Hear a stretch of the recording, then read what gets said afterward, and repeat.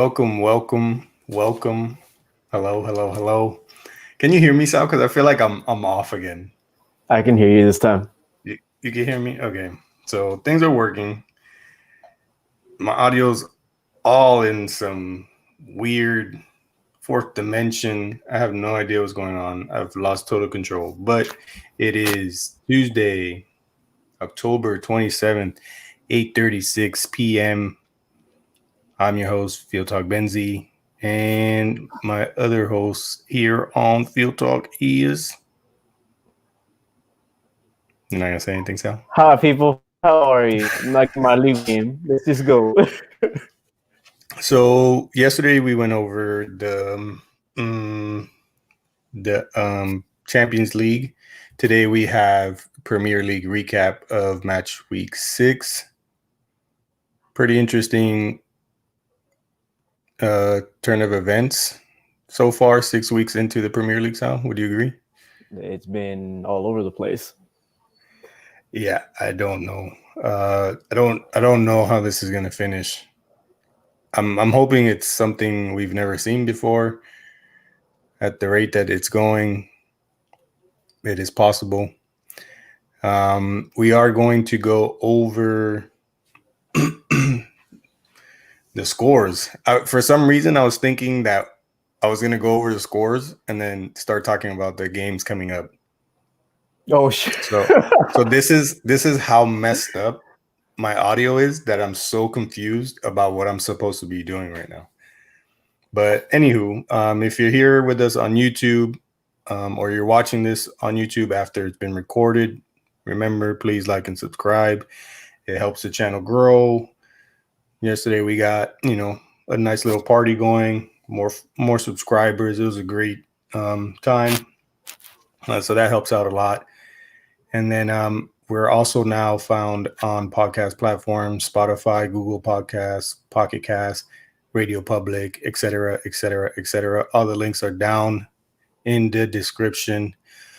I'm going to time you out if you're going to bring that mess into the Premier League, just so you know. Just want to make you aware of that.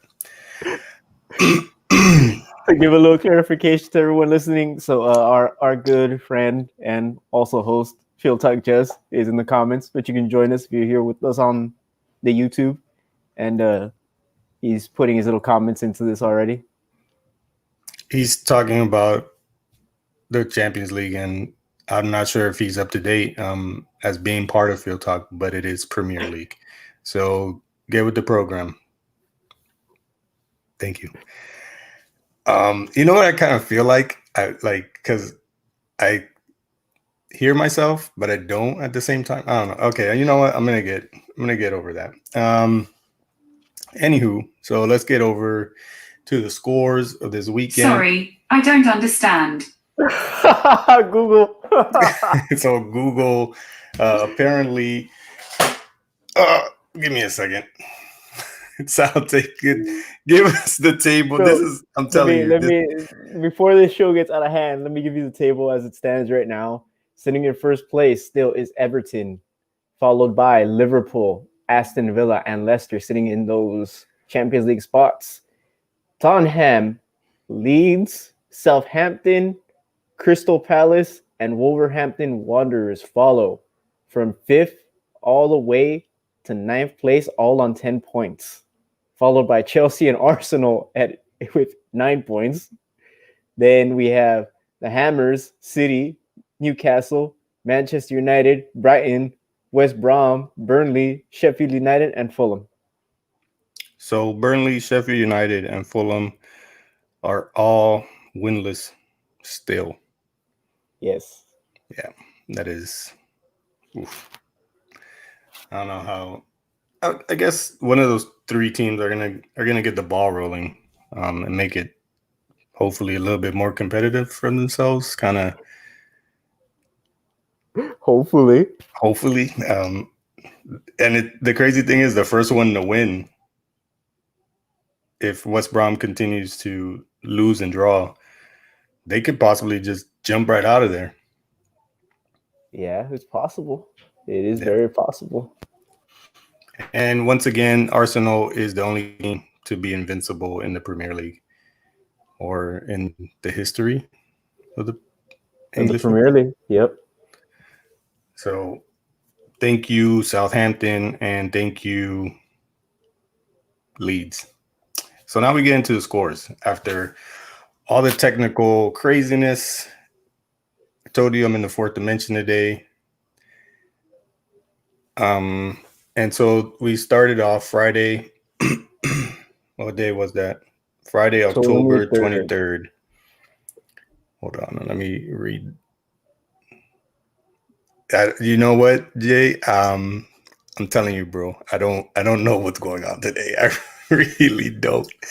I really don't, man. I really don't. Anywho, so Friday, October 23rd, Leeds United is being hosted by one of the Aston Villa is hosting Leeds United on Friday, October 23rd with one of the shockers that we did not expect.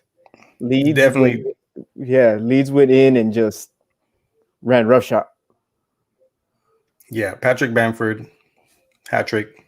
Aston Villa had no response to it. 27 shots on goal, or 27 attempts by Leeds United to 12 from Aston Villa.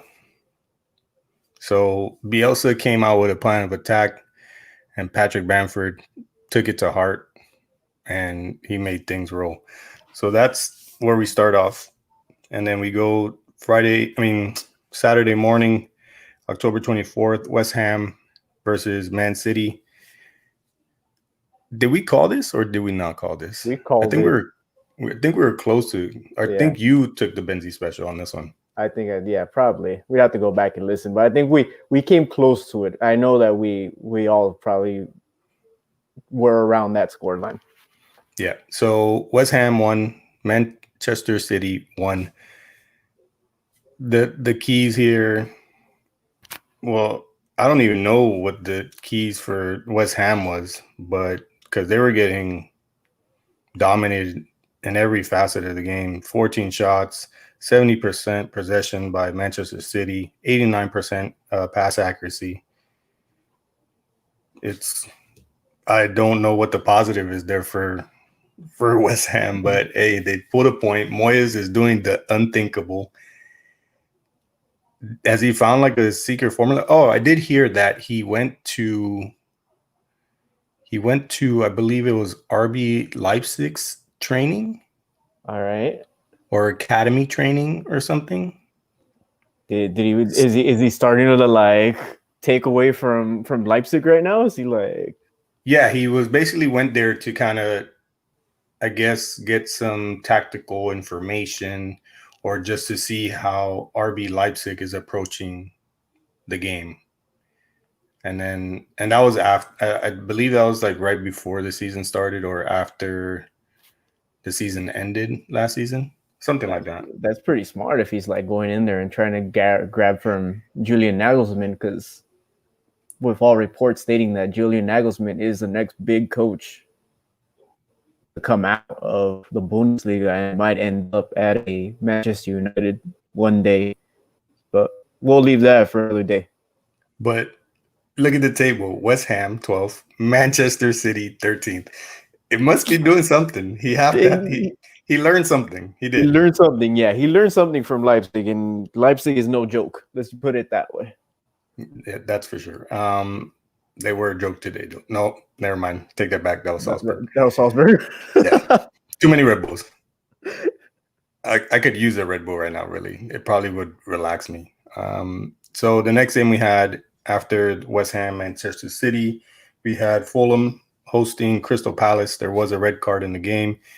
Fulham ends up going down. They are one of the 3 winless teams down in the relegation zone. They score 1. Crystal Palace scores 2. Saw it coming. I think I said Crystal Palace 3, Fulham 1. But oddly enough, Fulham 16 shots to Crystal Palace 14. The only thing is only 3 on target. They're not going to score with only 3 on target. So that sucks. But they did have 65% possession to Crystal Palace's 35. So Goes to show you, all you need is to put him on target. Put him on target. There you go.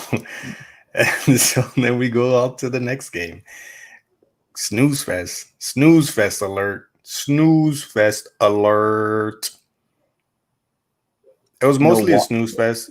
No watching this time. Now it's snooze fest.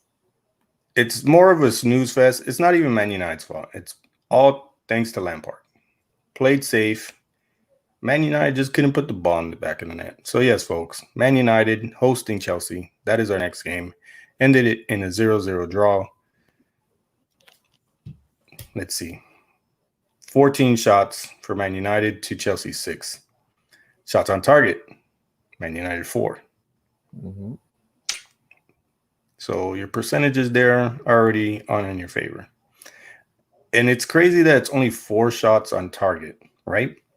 Yeah. Because I feel like I saw Mendy saving hell of a lot of opportunities that Man United was throwing at him. Yeah, like he was like De Gea could have literally, as like Justin said, he could have sat down, ordered a sub sandwich, ordered a Coke, and just had himself a meal. Yeah, it makes no sense. Man United wins in the possession, 51% to 49%. Pass accuracy, both teams at 83%. For the best part of it all, tactics on Lampard, boring. Has the quality in attack, but doesn't use it. Doesn't make any sense to me. Also, you got to give it down to Man United for locking them down, 6 shots. And their percentages on shots, 2 shots on target, 6-1. Like, you only get 1 shot on target. So no success whatsoever. Man United bringing the defense from the PSG game into the Chelsea game. Question is, are they going to continue with that? Yeah. And then we have Liverpool, defending champions, hosting Sheffield United. Barely escaped. Yeah, barely. I thought it was going to be bombs away. See you later, Sheffield United. And then little side note, when we get to the Champions League recap this week, man, I have a big apology to make. So look forward to that one. I do too. Shit. Yeah, we both do, actually. That is true. So to the Liverpool game, 2, Sheffield United 1. Shots 17 for Liverpool, 13 by Sheffield United. So as you can see, Sheffield United was putting on some pressure, but here's the key. Shots on target, 2. And then again, they didn't own too much of the possession, 37% for Sheffield, 63% for Liverpool. Pass accuracy was hell of a lot better for Liverpool, 86% to 76% of Sheffield United. And we move on to the game I was looking forward to. And I had a feeling this was going to happen. I was waiting for it. I didn't want it to happen, but I knew it was going to happen. Southampton hosting, at the time, undefeated Everton. This was Sunday, 25th October. Southampton 2, Everton 0. Danny Ings, he didn't score. The boy that we back here didn't score, but Danny Ings provided assist. So he's either scoring or he's assisting. Danny Ings is the Lukaku of Southampton. He's something. I'll put it that way. And a hell of a lot better passer than Lukaku. I would say that after what I saw today. Shots on target.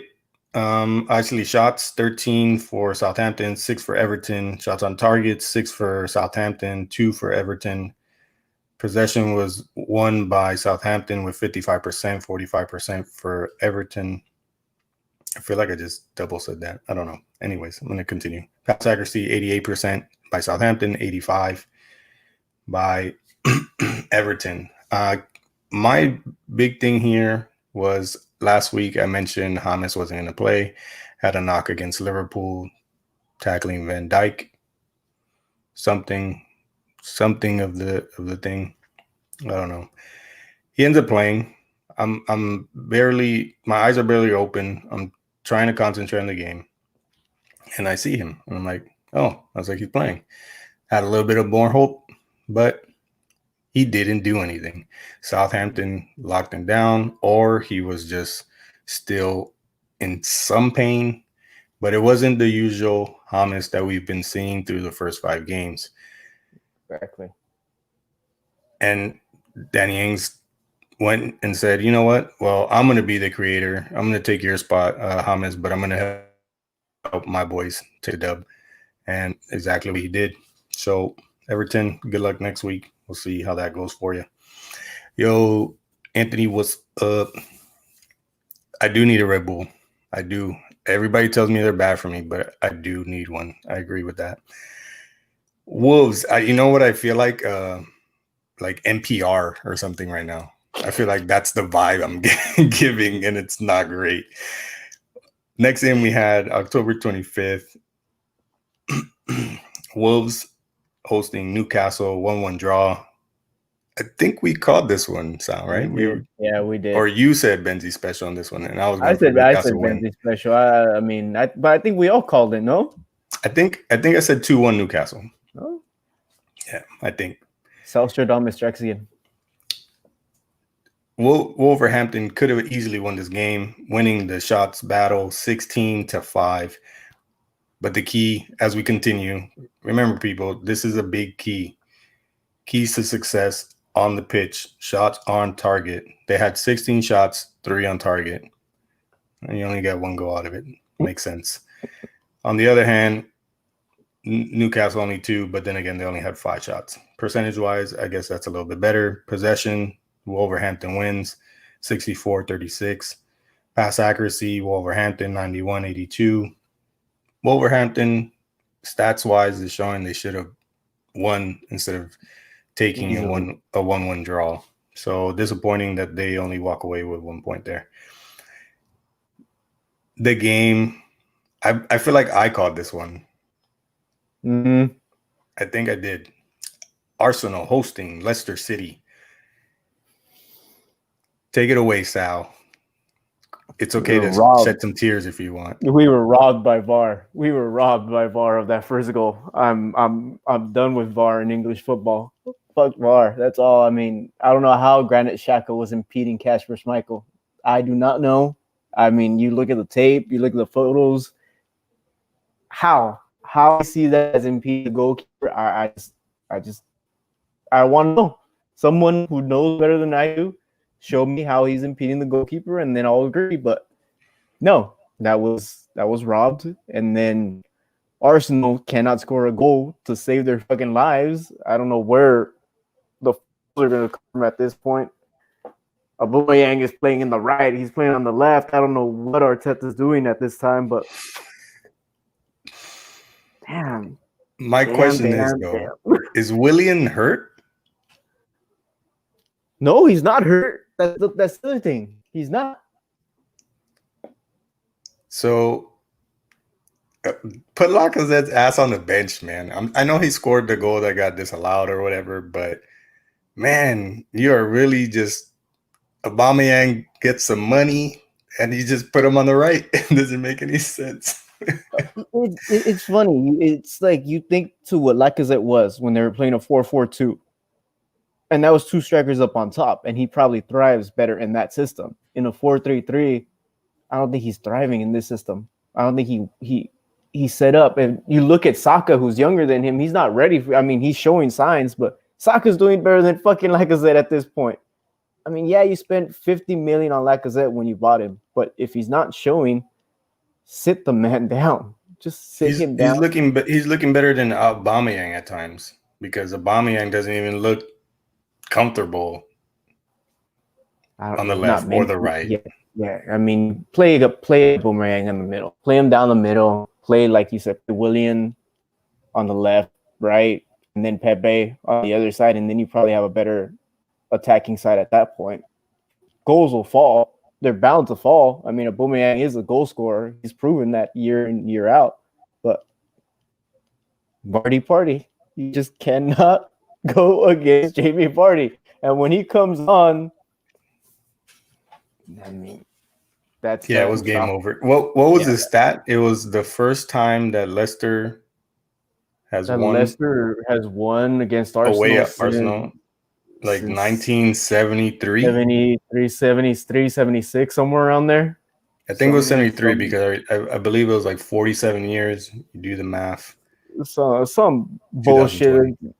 And it's like I say, I mean, it's no love to like let records fall. Look what happened against Sheffield. They hadn't scored.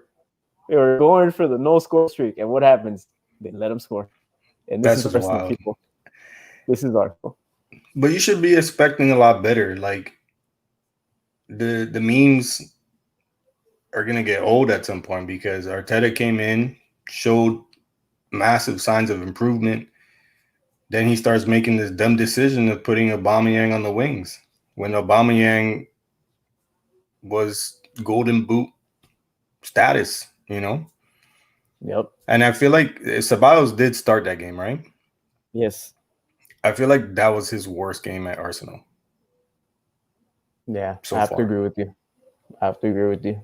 He was losing a lot of balls, giving up possession, and on the side of the pitch that you don't want to give it on mostly. And it led to a lot of attacks by Maddison and company.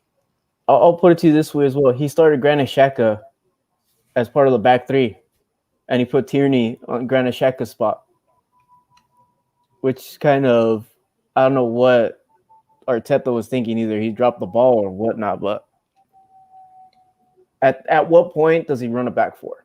And that's my question. He has the defenders to run a back four. At what point does he run it? What was the point of bringing back William Saliba if he was going to play him with Gabriel, which was the whole point of that whole, loan, bring him back and let's see what happens with the back four. So I don't know, but I'm not going to get onto this like AFTV motherfuckers complaining every now and then. Yeah, so we'll get into that one. But yeah, to me, it's, I don't. Arsenal played a great first half, and then they laid an egg on the second half, and that's it. That's just the tale. Agreed. Down to the stats: Arsenal 12 shots, Leicester City 6 shots on target, 4 for Arsenal, 2 for Leicester, but they made one count. Possession battle was won by Arsenal 57 to 43%. Pass accuracy was won also by Arsenal 86 to 81%. So, I'll add this before I to end this part, but Emi Martinez, every Arsenal fan was saying, "Oh, we should have given Emi Martinez the nod. He should have been our starting goalkeeper." Where, look at the first game of the match week, 3 goals versus Bernd Leno, barely just 1 goal, and really it was a mistake on the defender's part, not his. So, come on, Arsenal fans, let's not get into the whole conversation of. There's a reason why you pay your main guy what you pay your main guy, all right? I get Martinez had been there for 10 years, but yeah. It's just but then again, Martinez was leading in percentage and stoppage percentage. So it's just, at that point, Leeds just came out with a better plan of attack. He followed it to the T. And it wasn't Martinez's day. That's all it was. But yeah, in the case of Leicester, of Jamie Vardy scoring that goal for Leicester, bad positioning by the defender, too close, gets burnt, and that's why it looked like. Well, that's basically why Jamie Vardy is by himself, just waiting for that header. Mm-hmm. So yeah, we move on. Brighton. This was yesterday, October 26th. I had to look at my freaking date again. Brighton was hosting West Brom.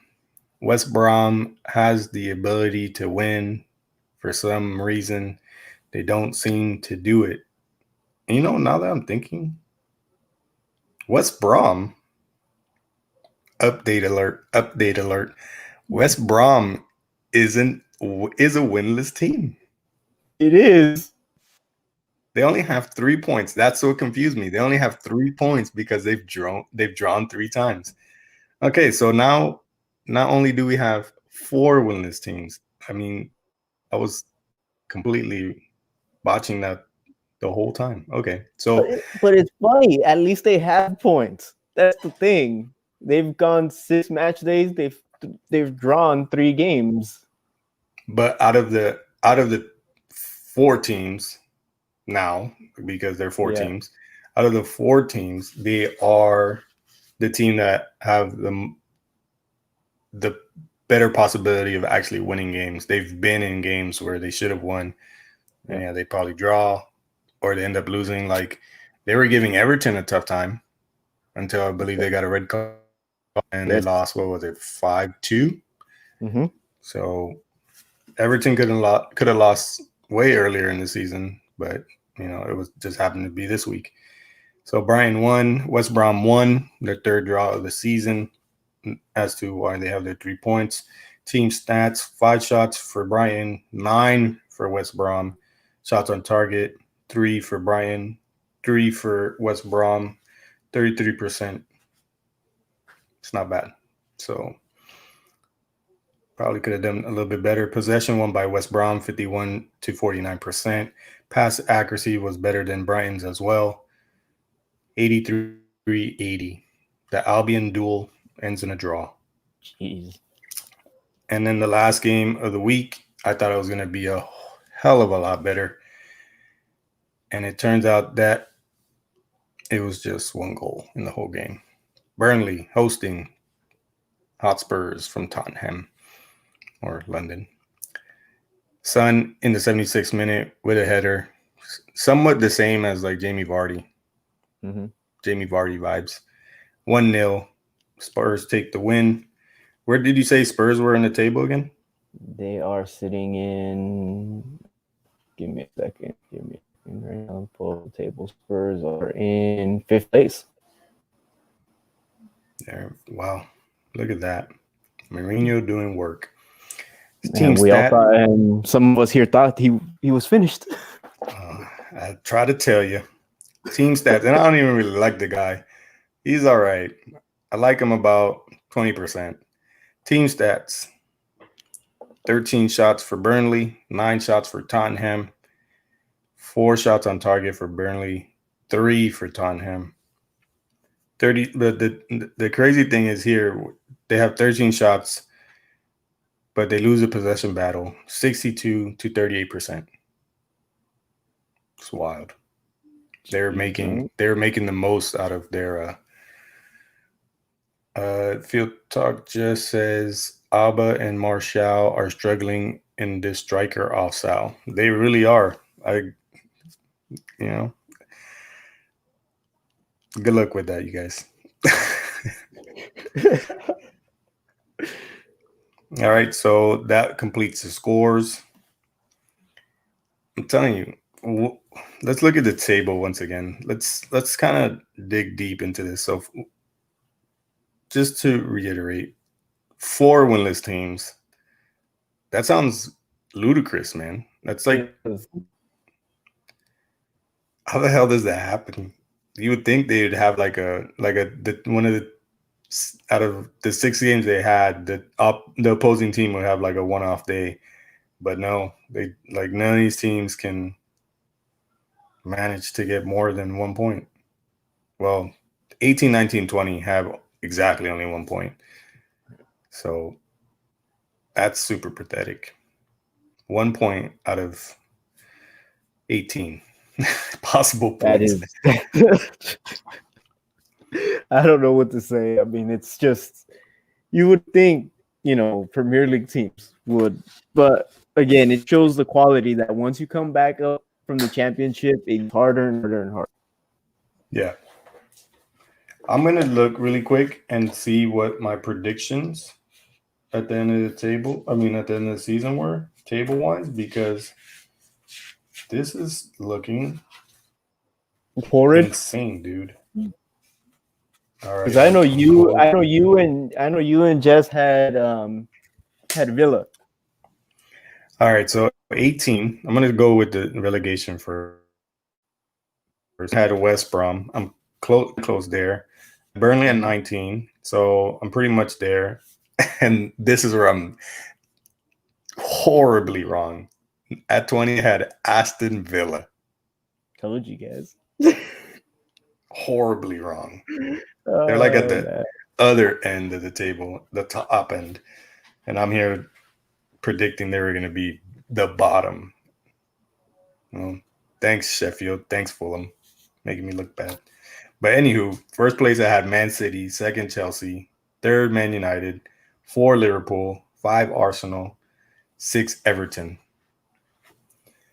Out of those 6, I got Everton, I got Liverpool,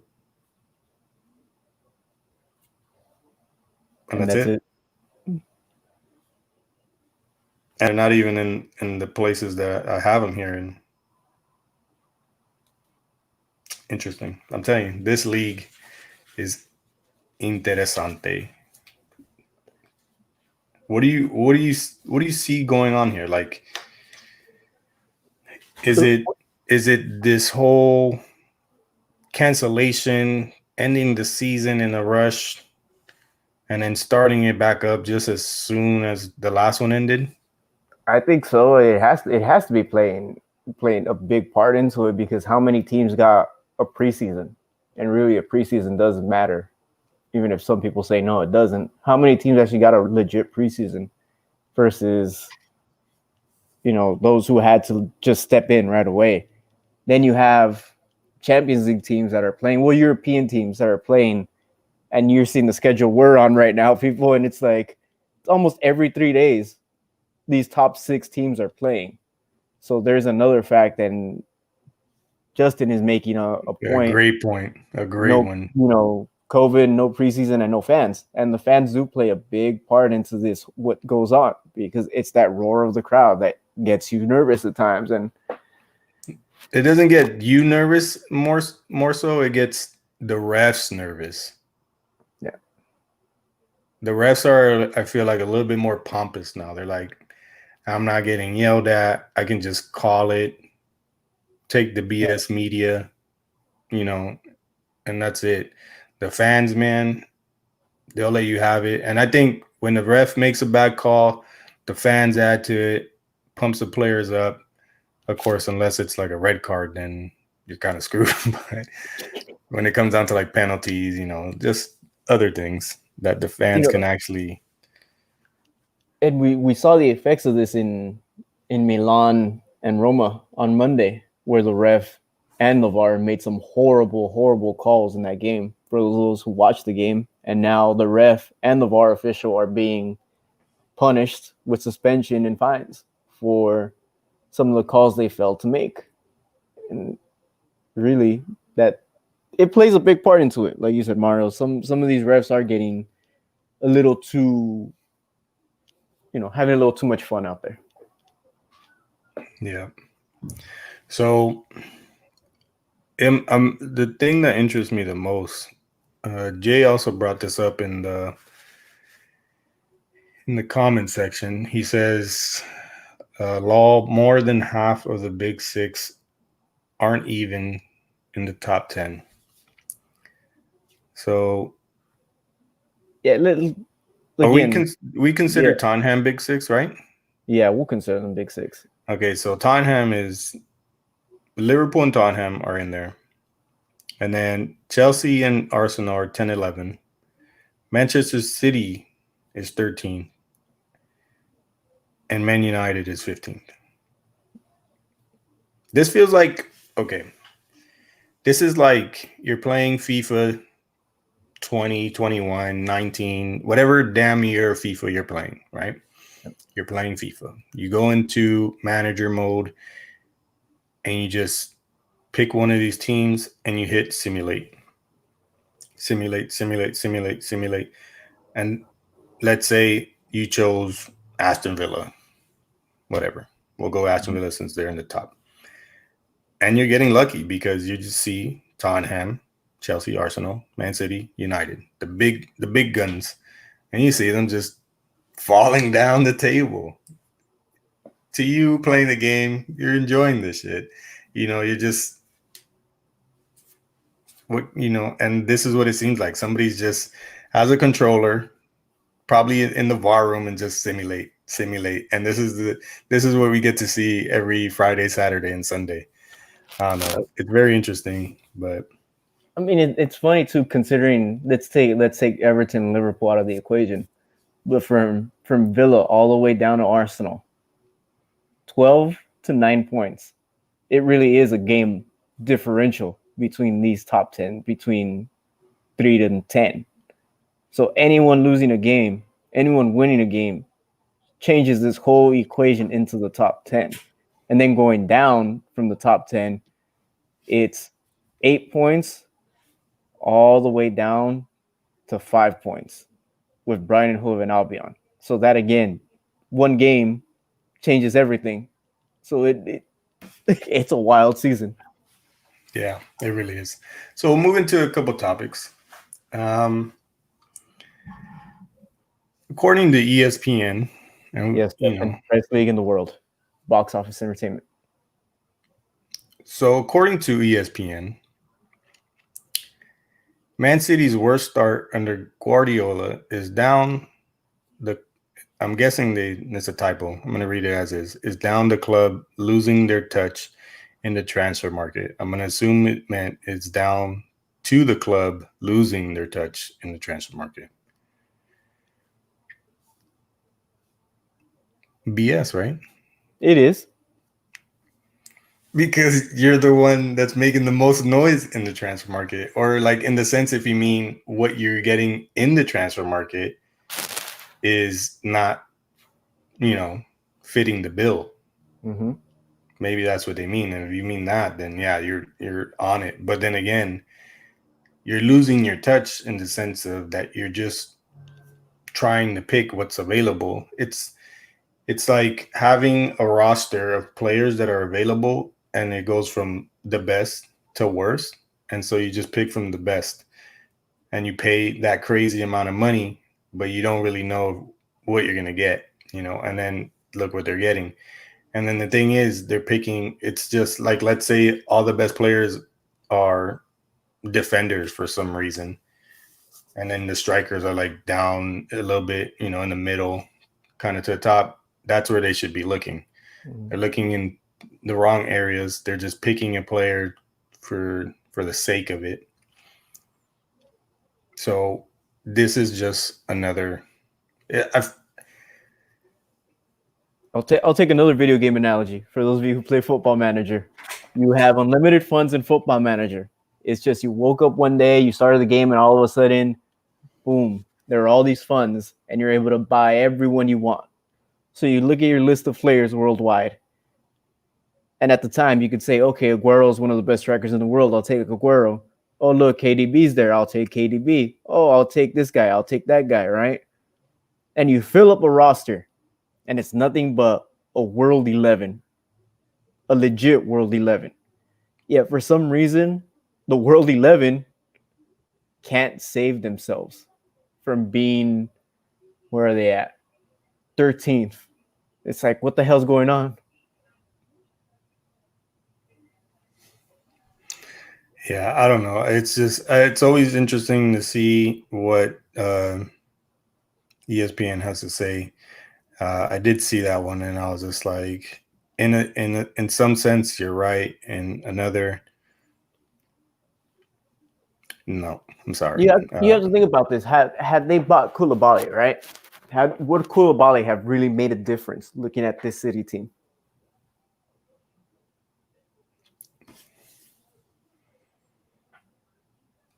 Well, look at the impact that Virgil van Dijk had on Liverpool instantaneously. Like, I don't see why not.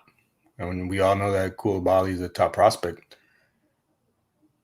To be completely honest, yeah, I knew about Virgil van Dijk, but I think he was going to be a player that, no, not at all.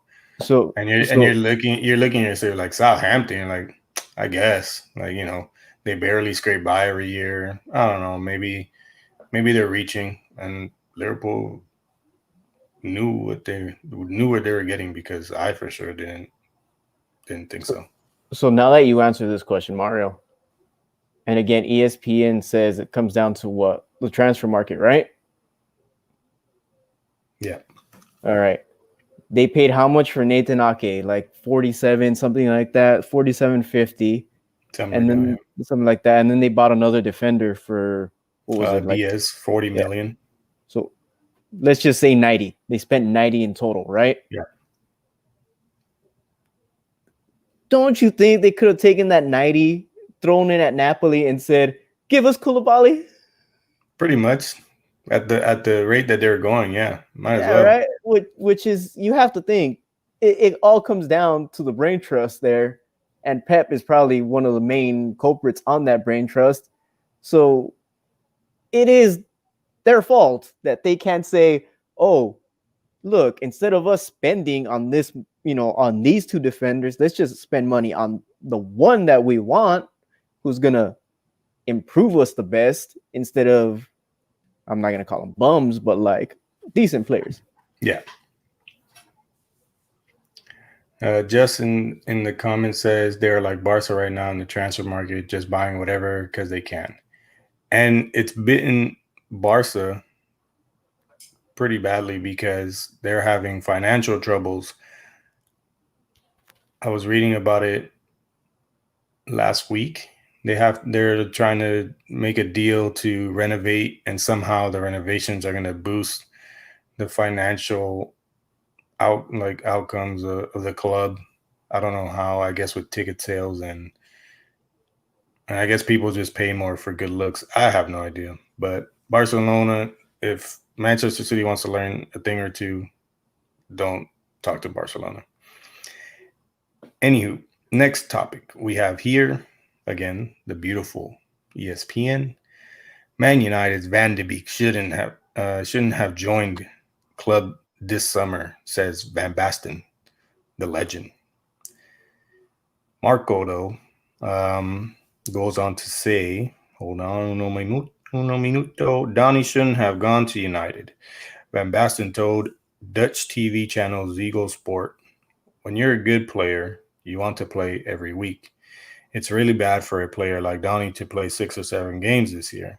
That's shocking for your rhythm. He goes on to say a bit more, but I'm going to stop right there. How many games have we played so far? In the league? 6 games. Well, no, United's played 5 games. They played 5 games in the league and then 1 game in the Champions. Yeah, exactly. So 6. Gonna be 7 tomorrow. No. What is this man talking about? I get it. These Dutch people, or these Dutch players, excuse me, I apologize. These Dutch players, they're very prideful. They really back their countrymen up, especially the young guns that are blossoming, and they see it coming from the Eredivisie.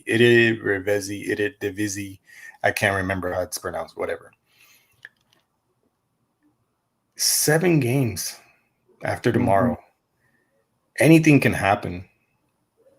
Just sit down, and then if you want to make this comment at the end of the season, then it seems a little bit more, he's crying like a dude, like dude sat down the whole season. Yeah. That's what I'm saying, man. If he waited he could have just held this comment till after match week 38 and then made, a better analysis of how Van de Beek was used at Man United, then okay, cool, dude. But no, it's not coming off the right way. And you can't blame Ollie for going with Fred and McTominay in the midfield because they've been so good. They've showed quality, and you don't want to take out quality just to give Donny van der Beek a chance. What happens if that blows you a lead? Or not only that, next thing you know, you're not sitting where you're sitting in 15 and you're sitting in 18 or 19. What do you say at that point? Yeah. So he goes on to say, I know he's earning loads more than he used to, but as a top player, you have to be critical and look at the chances of playing when you sign for a new club. Donny should have waited for better prospects and signed for another club. Pause. Real Madrid basically had the paperwork sealed, signed, delivered, or signed, sealed, delivered. Excuse me. The pandemic came across, shut everything down. So you know what they said? We can't. We can't afford to drop this money right now. So if you want to wait, cool. If not, well, he didn't wait. Man United picked up the pen and did work. Does he go in right away at Real Madrid? No. So what other bigger club? Because it doesn't get any bigger than Real Madrid and Man United. You go to Spain, it's Real Madrid, Barcelona. Okay, but let's be real. You go to England, Man United, then Arsenal, then Liverpool. The rest don't. Well, there's a couple. There's a couple of years, yeah. Yeah, but it's Man United, Arsenal, Liverpool, boom. And look at how it goes. So you got Real Madrid, Man United. You're going down from there. You really are. Yeah. So Marco, hush up, my man. You're tripping. Wait till match week 38. And things will get better from there. All right. I had something else and it disappeared. Okay. Where did it go? I don't know. Oh, yes. Actually, I did read about this. This is very sad, very tragic. Ex-Man City youth player Jeremy Winston dies at 17. Yeesh. City statement read, the Manchester City family are saddened to learn of the passing of former academy player Jeremy Winston. Apologies, I'm not British.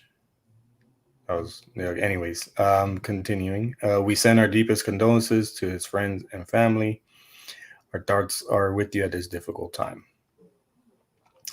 If I remember correctly, when I read this last night, I believe he ended up committing suicide because he was dropped from the academy.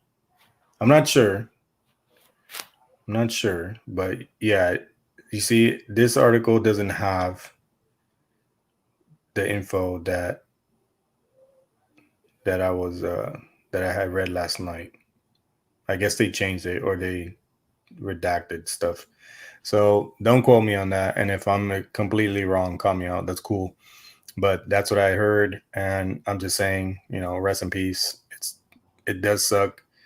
And I don't know. It caught my attention. Felt like it had to be talked about, and condolences to the family, for real. We do get sad news from time to time in the world of football. Man, I'm just on a roll here. ESPN radio show. No, okay, I take that back. I don't want them to find this somewhere in the archives and be like, what are you guys talking about? But anywho, ESPN, top clubs threaten Premier League exit during Project Big Picture talks, FA chief. So we move on. This is, I believe, a new plan, because here it says the plans, if approved, would pledge to redistribute more Premier League cash to 72 professional teams in the English Football League. But woven into the proposals is the transformation of the power structures in the Premier League that is even angering supporters of the elite clubs who would benefit the most. Okay, no, it still seems like the same old. They still want control. The top six still want control. They want to remain top six for the rest of the universe's existence, and that's that. It does say here, though, the FA could block the overhaul of competition, Clark said, by using its special share that's in quotations, in the Premier League, which was created in 1992 when it broke away from the EFL. I don't know. I'm reading it and it seems like it's the same, pretty much the same stuff that we talked about on the Project Big Picture show. So basically, the top six as we know it, plus Everton, Southampton, and who was the last one? West Ham. And West Ham would gain majority control of the league, and they will practically be writing the rules of the league from now on. That's all they want. Definitely not going to happen. I don't see it happening. I think my computer is. Mario is freezing out, man. We're this NPR style show is getting bored of us as well. I'm telling you, am I good now though? Yeah, you're good. All right, cool. Yeah, I knew it was gonna happen. Like I saw my screen do some weird glitch thing. Apologize for that. Apologize. Last bit of news. We're already getting kind of deep into this. Spurs dynamic duo of Son, Kane give Mourinho an old school style. This is brought to you again by ESPN. You can't say enough about Son and Kane right now, especially the way they're playing. We didn't think that this would happen. Son had quality. I don't like the player, but that's neither here or there. That's my own personal opinion, but can't deny he's had quality. And Mourinho, he's thriving. So give him that. But if they don't win a trophy, who goes first is my question. I'm reading here. Tottenham is 100% is on a 100% run away from home this season to 5 straight wins. So basically, 5 straight wins away from home. That's pretty. That's what you need to make noise in the Premier League. You need to be able to take some of those games away, and if you're not winning them, at least grab a point and go home with the point. Spurs have scored 16 goals in 4 road trips prior to their trip to Burnley. 16. They're firing. And let's be fair, one of the games where they scored 6, they were a man up. I feel like that advantage has to be talked about because they were heavily in control in that game before the red card. But they made it seem a lot worse after the red card. So, it's Kane says, me and Sonny have had a nice little partnership going recently and hopefully it continues. And it's true. And then after yesterday's game, Kane says it was not an amazing assist, but it fell well for Sonny.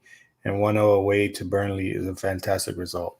Yes, at the end of the day, it's fantastic because like we just said, 3 points is what you want to do when you're away. At the minimum is 1. Kane, man, it's a Benzi and Ronaldo show at Tottenham, but it's Kane and Sonaldo. Mm-hmm. So Kainesy. No, that doesn't sound cool. I take that back. Let me ask you this, since I'm looking at the table right now. We're looking at where it is now. I mean, we're going 7 weeks in. At this point, we can start actually making better predictions about where this finishes, right? But looking at where we're at and where the top 6 are, does Tottenham finish in a first or second place spot if they keep up this form? And the big if Bale comes back as Bale, or at least 80% of what Bale is. He's not injured again, is he? No, but I'm just saying his form, though. If his form becomes the Bale that of old, right, or at least an 80% version of that, can they finish in a first or second place spot? They definitely can. Definitely. The big ifs come when they play the 5 teams in the top 6 or the 5 other teams from the big 6. Yeah.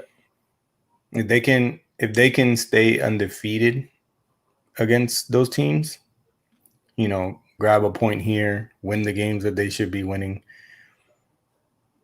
then yeah, definitely. And of course, not having a hiccup against the smaller clubs, like not letting Fulham surprise you and beat you 2-0 or 2-1. Those kind of upsets. You don't, to make the season that Mourinho can possibly make happen, you can't have those kind of losses. And then also, they are in the Europa League. So that is going to play a big factor in how Mourinho rotates the squad. If Mourinho gets that correctly, and we know he's capable of it, he's done it before. He knows how to handle squad rotations. So really, that's not really a big question, but sometimes you make a mistake. So you got to throw it in there. But yeah, I definitely see them first or second. I didn't have them projected first or second, but like you said, we've seen the table form. It's been about almost 7 weeks in. We get a better picture of how the league is looking, who's doing what, how they're doing it. Mourinho's making noise. I think, yeah, first or second, definitely. And their next games are teams they should win against. Yeah. I believe this weekend coming up is Brighton. Brighton is a tough opponent, but Mourinho should be taking those 3 points. Then after that, they play West Brom. And then after that, City is when it gets interesting, and they play City. So they can lose these next two. And then if they beat City, they're on the right path. Because I don't think Liverpool is going to be as tough. Yeah, especially after losing Fabinho. And they just lost Fabinho too, yeah. I was going to say Virgil van Dijk, and then yes, and Fabinho. So one more question. Let's just do this real quick. Everton sitting at first, right? Okay. And we've seen how good Everton can be. Can we see another team from Liverpool win this, and this time be the blue side of Liverpool? The Toffees, man. After what I saw this weekend, and I was telling my little brother in a WhatsApp group chat, he tried to say Lucas Digne was trash. I disagree. He's not the best, but he's up there in the Premier League as a good left back. And then you have Coleman. When they don't have Coleman, that right back position is heavily exposed, for Ancelotti. And then when you don't have James creating, well, look what happened. You don't score any goals. Yep. Calvert-Lewin, he's just a normal guy. He's not the Calvert-Lewin we've been seeing the first 5 weeks. Yeah.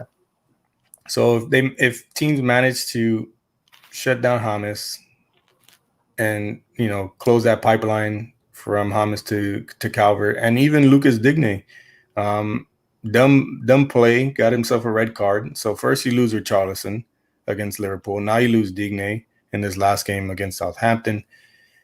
Those are things Ancelotti can't afford if they're going to win this Premier League, because the team is 100% when they have those two, when they have Richarlison, when they have Digne, and when they have Coleman.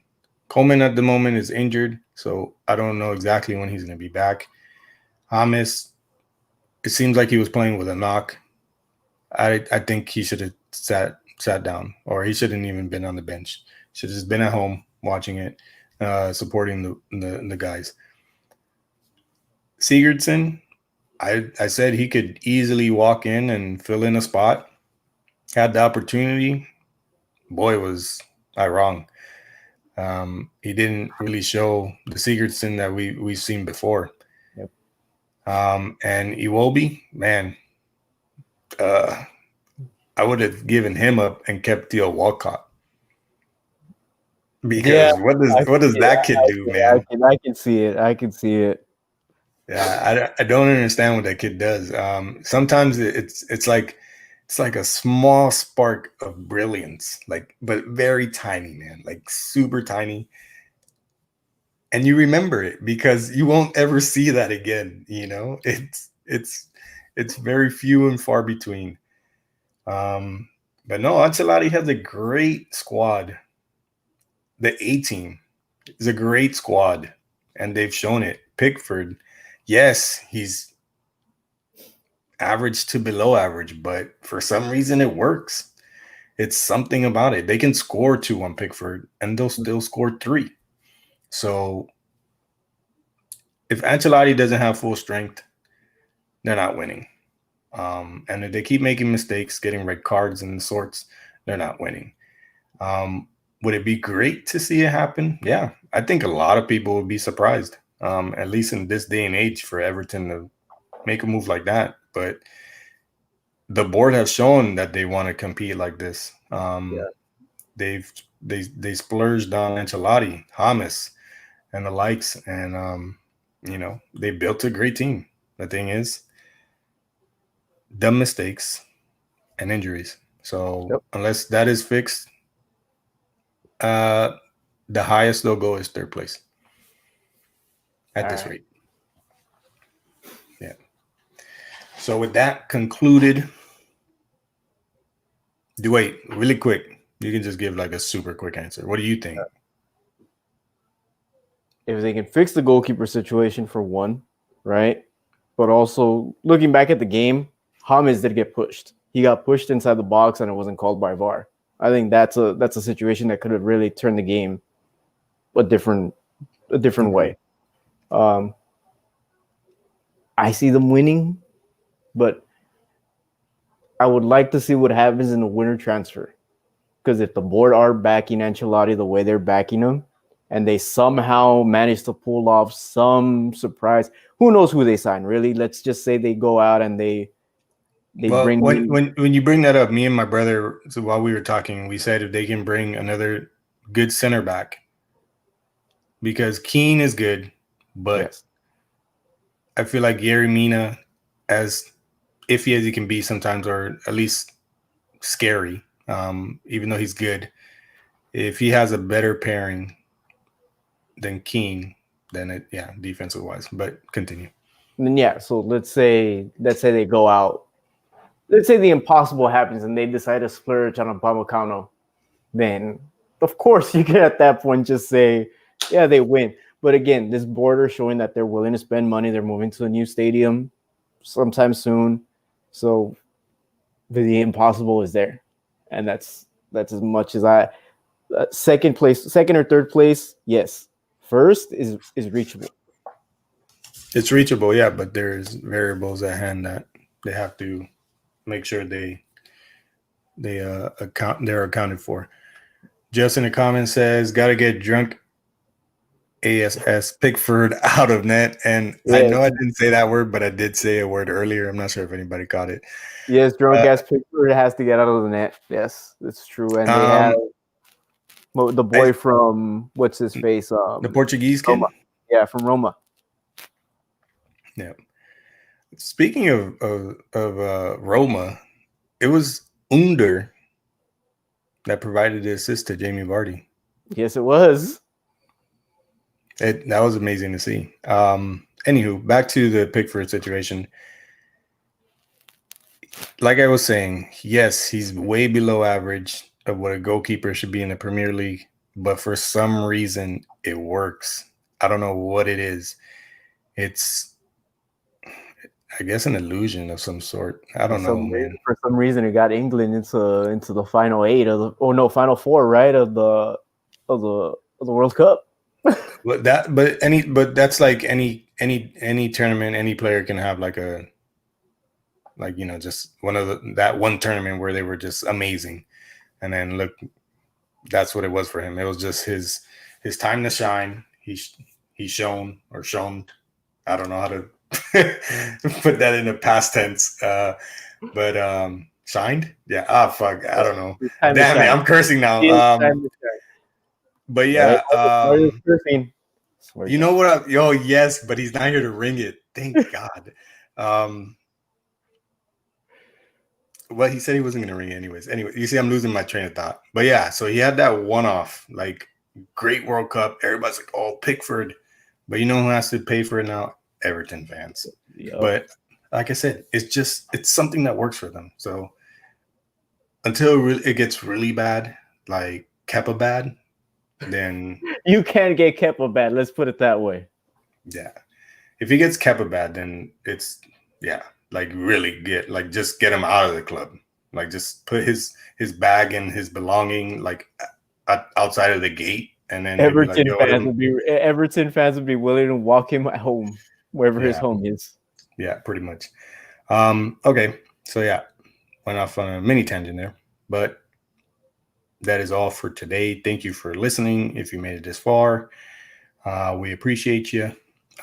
Tomorrow we will be having a watch party, and we are not sure as if to watch the Juventus game with Barcelona or United one more time. Do the United Leipzig game. There's a lot on the line on that one because the Juventus Barca has lost its allure due to Ronaldo still not testing negative for COVID.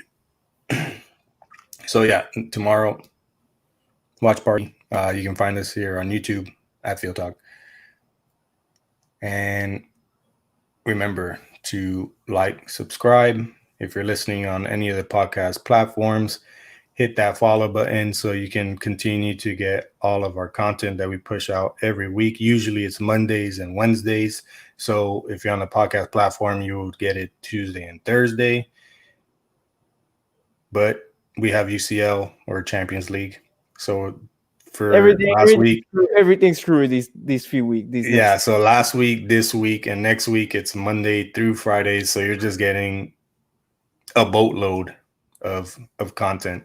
If you'd like to follow us on our socials, on Twitter, you can follow me at FieldTalk_Benzi, Sal at Sal Talk Soccer.